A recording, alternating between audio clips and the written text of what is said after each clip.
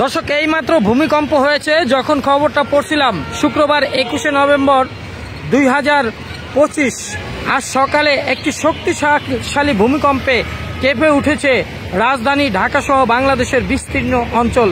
স্থানীয় সময় আনুমানিক 10টা 38 মিনিটে যখন এই ভিডিওটা করছি, সাথে সাথে আমি ভিডিওটা শুরু করেছি।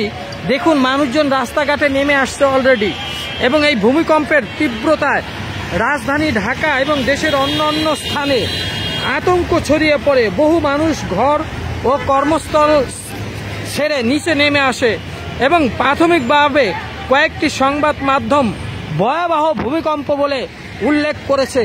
তবে এখন পর্যন্ত কোনো প্রকার ক্ষয়ক্ষতির তথ্য আসেনি।